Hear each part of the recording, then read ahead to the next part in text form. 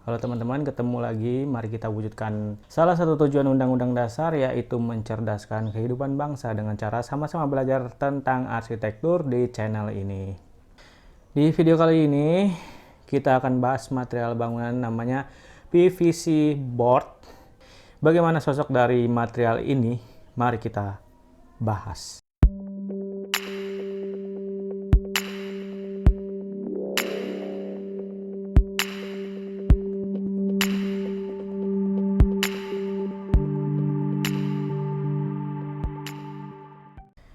Jadi ini dia material PVC boardnya. Material ini sebenarnya bukan material yang baru muncul, tapi bukan juga material yang sudah lama muncul. Jadi mungkin dari kalian itu sudah ada yang tahu material ini, tapi ada juga yang belum tahu. Nah, material ini memiliki berbagai merek sebenarnya. Ada mereknya dari Inboard, ada dari Ecoboard, ada dari Tacoboard, ada dari Mapboard, dan lain-lain. Dan sekarang yang kita pegang ini dari merek Inboard, satu yang warna putih, sama dari merek Ecoboard yang warna abu-abu. Untuk PVC board itu kayak gini ya dia. Nih. Dia itu kaku. Dan warnanya itu nggak cuma putih sebenarnya. Dia ada warna abu-abu. Dan satu lagi dia ada warna yang dengan motif kayu. Ada serat-serat kayunya di sini sama di sini. Jadi ada 3 warna, putih, abu-abu, dan motif kayu. Dan material ini bisa menggantikan material lain seperti plywood, MDF, gypsum board, papan semen atau kita menyebutnya dengan GRC.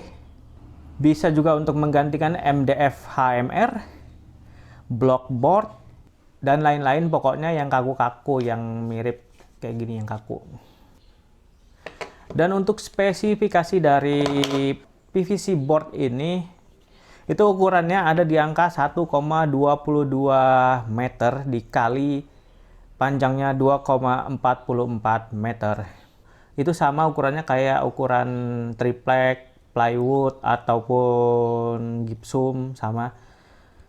Lalu untuk ketebalannya itu bervariasi, dia ada di angka ini 3 mili, 5 mili, lalu ini 6 mili, lalu ini 8 mili, dan ini 9 mili. Ini harusnya 10 mili, kalau ini 12 mili. Lalu selanjutnya ada ukuran tebal dengan 15 mili dan tebal 18 mili, 20 mili. Jadi itu dia ketebalannya. Dan untuk ini density-nya itu kerapatannya atau kepadatannya. Jadi kan ini disusun dari PVC material polyvinyl chloride. Sebelumnya itu kan dia cairan gitu, terlalu dikeraskan. Lalu ketika dia mengeras, dia akan menjadi sebuah benda padat, bukan benda cair lagi. Nah, kepadatannya itu di angka 0,5 kg per meter persegi. Sebenarnya nggak hanya 0,5 sih, ada juga yang lain itu kepadatannya. Kalian cari tahu sendiri aja. Jadi makin padat dia, itu makin keras materialnya. Makin kecil kepadatannya atau density-nya, itu makin empuk materialnya. Kenapa bisa begitu? Karena dia makin berongga kan di dalamnya ini. Kayak ini dia kan ada rongga-rongganya nih, yang kepadatan 0,5 kg per meter persegi. Ini ada pori-porinya.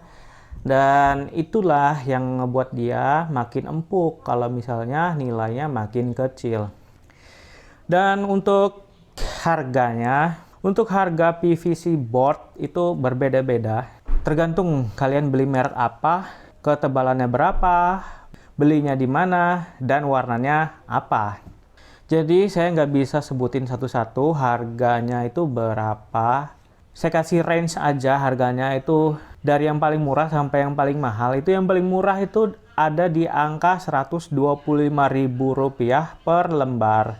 Kalau yang paling mahal itu angkanya ada di harga Rp700.000 per lembar. Lalu yang selanjutnya, keunggulannya apa dari material PVC board yang ada di depan kalian ini? Itu yang pertama, satu, dia itu anti rayap.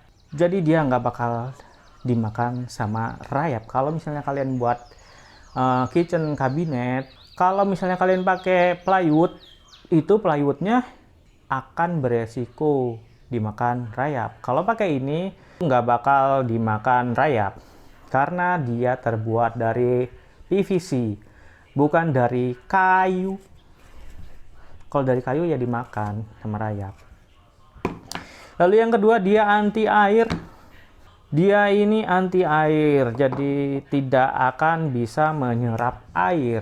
Berbeda dengan plywood yang bahannya dari kayu, itu bisa menyerap air. Lama-lama plywoodnya akan mengembang. Ketika mengembang dia akan lepas dan ya rusak gitulah ya. Apalagi kalau kalian pakai MDF. MDF-nya yang bukan HMR. MDF-nya yang biasa itu akan beresiko sekali untuk rusak karena sangat rentan terhadap air. Kalau ini enggak. Jadi ini bisa dipasang di daerah-daerah yang lembab gitu. Misal kalau kalian mau pasang di kamar mandi, itu kabinetnya pakai PVC board ini aja, jangan pakai plywood atau MDF. Kalau kalian mau pakai MDF-nya harus ada campuran HMR-nya. Jadi MDF HMR, jangan MDF aja, nanti rusak. Lalu yang ketiga, keunggulannya dia ini tidak merambat api. Jadi kalau misalnya ini nih itu terbakar gitu di dapur, misal kitchen cabinet yang ada di atas kompor gitu, kalian lupa matiin kompor, tiba-tiba apinya meledak gitu ya, apinya membesar terus kena kitchen cabinet yang di atas kompor, itu dia tidak akan merambat kemana-mana apinya karena ya di situ-situ aja, dia nggak bisa ngerambat api. Sama lah kayak konten kita yang sebelumnya yang saya pernah jelasin, itu sama dengan atap UPVC twin wall yang ada di sini. Itu kalian bisa lihat sendiri kontennya seperti apa, itu juga tidak bisa merambat api. Lalu yang keempat, keunggulannya dia itu tidak ada muai susut. Jadi kalau kepanasan dia tidak akan memuai, kalau kedinginan dia tidak akan menyusut. Nggak kayak kayu, dia ada faktor muai dan ada faktor susut. Jadi ketebalannya ini akan konsisten berada di angka, misalnya kita beli ketebalannya 20 mili, ya tebalnya akan tetap 20 mili ketika terkena panas ataupun terkena suhu dingin. Lalu yang kelima, dia ini keras gitu ya. Nih. Keras dia. Tapi dia itu permukaannya halus. Permukaannya halus, tidak kasar kayak MDF atau plywood. Kalau plywood kan masih agak kasar gitu permukaannya. Kalau ini sudah halus sekali.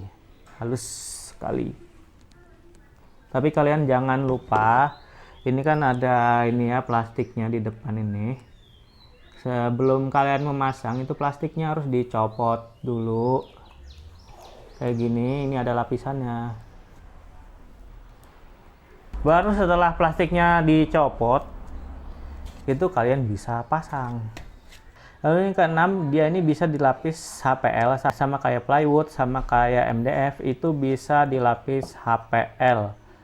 Atau kalian mau ngelapisin ini dengan PVC sheet, itu juga bisa. PVC sheet itu yang kayak di meja ini PVC sheet itu bisa dilapis sama bahan ini di sini, dia bisa menempel.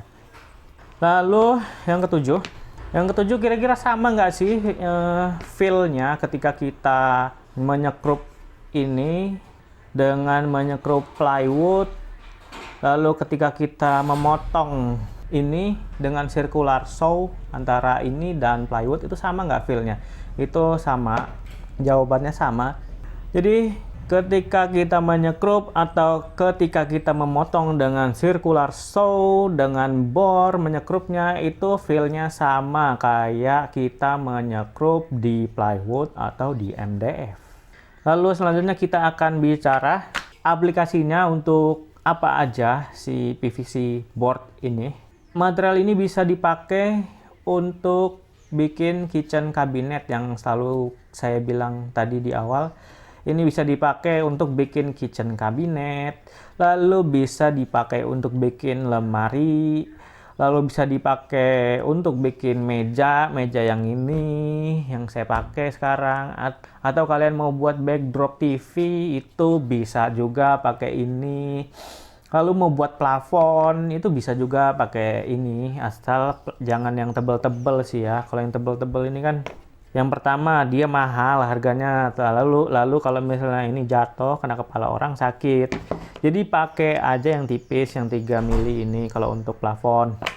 Lalu bisa juga dipakai untuk partisi dinding. Kalau partisi dinding boleh lah yang tebal segini, cuman ya boros juga sih ya.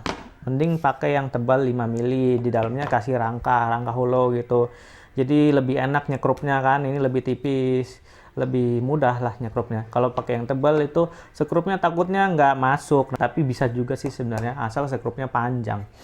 Lalu bahkan dia ini juga bisa dipakai untuk bikin papan reklame yang ada di jalan raya, itu bisa bikin pakai ini bahannya, papan reklame ya. Lalu untuk box karoseri, nah itu kan di dalam aluminium itu sebenarnya ada lapisan ininya. Jadi ini bisa dipakai untuk box karoseri juga. Lalu untuk bikin ini signage, tahu signage nggak? Signage itu yang kayak gini nih, gambarnya kayak gini, saya tunjukin signage. Nah itu bisa juga pakai ini karena kan ini tahan hujan, tahan air, dan tahan panas. Jadi ya bisa dipakai untuk bikin signage. Oke, jadi gitu aja bahasan kita tentang PVC board ini. Terima kasih sudah menonton dan semoga videonya bermanfaat. See you.